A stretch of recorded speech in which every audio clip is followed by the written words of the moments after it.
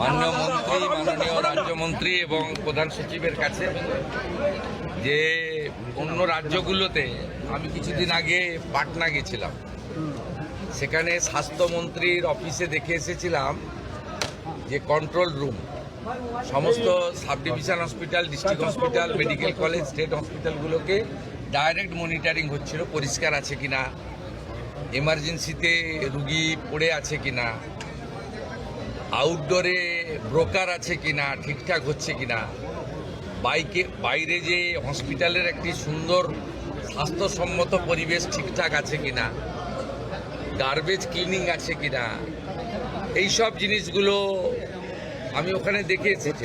আমি মাননীয় রাজ্যমন্ত্রী এবং প্রধান সচিবকে বলেছিলাম যে এখানে একটা এরকম বানানো, এরা পুরোটা এখনও রেডি হয়নি, ইট উইল টেক টাইম, আরও 1 মাস লাগবে। আজকে 15-16টা স্টেট হসপিটাল এবং পাশাপাশি জেলার 2-1টা হসপিটালে ওরা করেছেন। আমি কিছু সাজেশন দিয়ে গেছি, মাননীয় মন্ত্রী নোট করেছেন, প্রধান সচিব নোট করেছেন।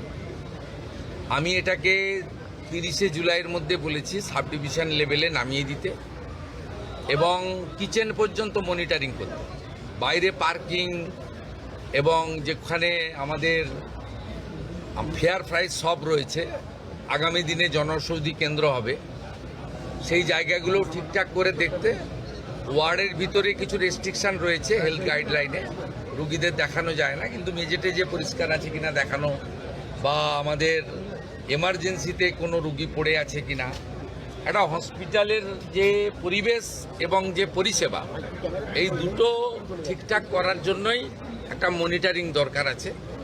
এটা তারা করতে পারবেন। আমি ইনিশিয়ালি স্টেট হসপিটালগুলোতে যেটা দেখেছি, আমার পরিচ্ছন্নতা দেখে ভালো লেগেছে এবং আউটডোরগুলোতে একটা সিস্টেমে ডিসিপ্লিন ওয়েতে কিউ মেনটেন করে যেভাবে এন্ট্রি হচ্ছে বা তাদের চিকিৎসা হচ্ছে, এটাও ইনিশিয়ালি ভালো লেগেছে। এবং এটা আপনাদের জেনে রাখা দরকার, এটা মাননীয় মুখ্যমন্ত্রী বা মন্ত্রীদ্বয়ের সাডেন ভিজিট ছিল। আমি 9:45-এ ইচ্ছা প্রকাশ করেছি, যেহেতু আমি কাছেই থাকি এখানে চিনার পার্কে, আমাকে নবান্ন যাওয়ার পথে আমি 9:45-এ জানিয়েছি, 11:05 এসেছি। আমি এনাদের কিছু ইনপুট দিয়েছি, কিছু ওনারা আমাকে ইনিশিয়ালি দেখিয়েছেন, গ্র্যাজুয়ালি ইমপ্রুভ করবে এবং পরিবেশটাও বদলে যাবে এই বিশ্বাস আমি রাখি। অফিসাররা, আধিকারিকরা দে আর ফুললি কম্পিটেন্ট, ইন্টেলিজেন্ট, ডাইনামিক। তাদের কাজ করার জন্য গাইড করা দরকার, নেসেসারি ফান্ড অ্যারেঞ্জমেন্ট করে দেওয়া দরকার, আর এনকারেজ করা দরকার। করবেন ওরা, আমার বিশ্বাস। কাজের যে মুক্ত পরিবেশ তারা পেয়েছে, চাপ মুক্ত হয়ে কাজ করছেন, আমাদের ইচ্ছাটা তারা বুঝতে পারছেন, ঠিকঠাক সব হয়ে যাবে, এটা আমার বিশ্বাস। আমি চাই আগামী দিনে 54 টাকা মাত্র 3 বেলা খাওয়ারে ছিল, 110 টাকা এই সরকার করে দিয়েছে।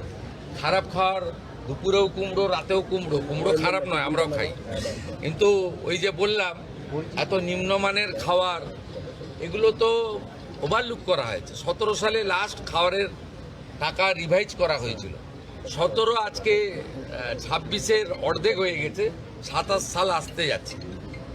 এইটা আপনার বাড়িতেও তো জিনিসপত্র বাজারে কিনতে যান, সেই জিনিসপত্রের দাম বেড়েছে। এই প্র্যাকটিক্যাল থিঙ্কিংটা বিগত দিনে যারা পরিচালক ছিল তাদের ছিল না। তারা এই যে ছোট ছোট বিষয়, মিড ডে মিলে 6 টাকা 70 পয়সা ভারত সরকার দিচ্ছে, আপার প্রাইমারিতে 10 টাকা পায়, তাহলে প্রাইমারির বাচ্চারা কেন নিম্নমানের খাবার পাবে? সেটা আমরা যে 10 টাকা করেছি। একইভাবে গর্ভবতী মহিলাদের যারা আইসিডিএস 12 টাকা ছিল, সেটাকে আমরা 14 টাকা করেছি। সেখানে আপনার 8 টাকা ছিল আইসিডিএস এর, একদম ছোট শিশুরা যায় যারা স্কুলে যায় না, 5-এর নিচে, সেই শিশুদের খাওয়ারেও আমরা 8 টাকার জায়গায় 10 টাকা করেছি। আমাদের চিন্তা ভাবনাটা সবসময় প্রান্তিক এবং অর্থনৈতিকভাবে দুর্বল মানুষের জন্য আছে। কারণ কোনো নেতা মন্ত্রীর লোকেরা সরকারি হসপিটালে যায় বলে আমার জানা নেই, তারা প্রাইভেট হসপিটাল অ্যাভেল করে, বড় বড় আধিকারিকরাও তাই করেন, যারা হাই ইনকাম গ্রুপ। ন্যাচারালি এখানে যারা আসেন তাদেরকে পরিষেবা দিতে হবে এবং সব হসপিটাল থেকে দালাল রাজ মুক্ত করতে হবে এবং মানুষকে সুন্দর পরিষেবা দিতে হবে। এবং আমরা ভারত সরকার নাম দিয়েছে আয়ুষ্মান মন্দির।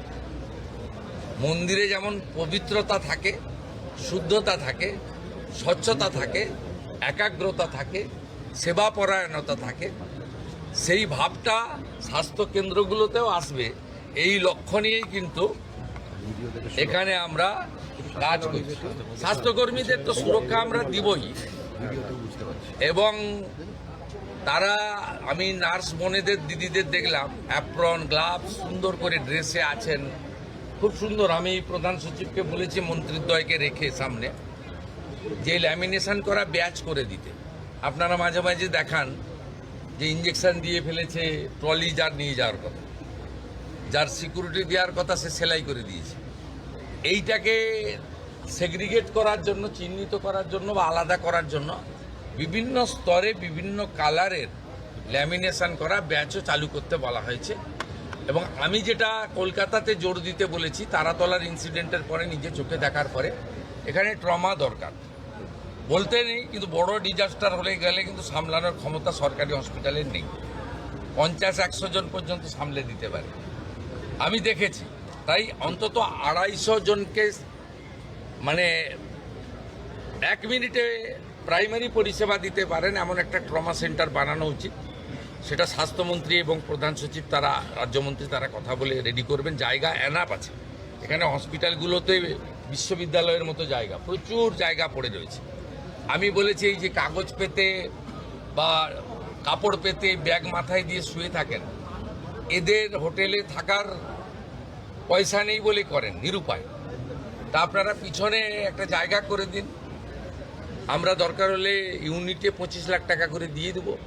আপাতত আপনার পাইপের লোহার যেগুলো আছে সে সেট বানিয়ে ভালো করে মেজে দিয়ে একটা কমন ইউরিনাল ল্যাট্রিন দিয়ে ফ্যানের ব্যবস্থা করে এটাও করতে পারেন, এটাও আমরা বলেছি। বার্ন ইউনিটে আমরা একটু উইক আছি, এসএসকেএমে 60টা আছে, আরও কোয়ালিটি ইমপ্রুভ করতে হবে, আরও ভালো আমাদের ডক্টরবাবুদের দিতে হবে, মানে হাই স্কিল ডক্টরবাবুদেরকে বার্নের ক্ষেত্রে জোর দেওয়া দরকার রয়েছে। এই কিছু কিছু বিষয়ে এই 1.5-2 মাসে আমার যা অভিজ্ঞতা আছে বলেছি, এরা করতে পারবে, আমার বিশ্বাস রয়েছে। এসএসকেএম ইতিমধ্যে 100 বেড বাড়ানো হয়েছে, এখনও 300 শর্টফল হয় বলে আমার মনে হয়েছে। শর্টফল মিন্স কিছু রোগীকে তো কালকেই ওটি করা উচিত ছিল, 10 দিন পরে টাইম দিচ্ছে ক্যাপাসিটি কম থাকার জন্য। আমরা যদি আরও 200-250 সিট বাড়াতে পারি, 350 ছিল, আমরা আসার পরে 100 বাড়িয়েছি। 250 সিট পুজোর আগেই আরও বাড়ানোর ব্যবস্থা আমরা করছি। আইসিইউতে মাত্র 112 করে আছে, এটাও অন্তত 200 হওয়া উচিত। তাহলে আইসিইউ নিয়ে মানে ওজোর আপত্তি, অনুরোধ, বাধ্য হয়ে প্রাইভেট হসপিটালে যাওয়া, এটাও কমবে। এই অনেকগুলো আপনার ওই কন্ট্রোল রুমটা নিয়ে যাচ্ছে, এই কন্ট্রোল রুমটাকে লাইভ মনিটর এই জন্য করা হয়েছে যাতে কোনো দালাল, যাকে আজকে সকালে ওখানে দেখা গেছে, কাল সকালে দেখতে না পাওয়া যায়। এটা একটা বড় উদ্দেশ্য, কিন্তু ব্রোকারদের হাঁটানো।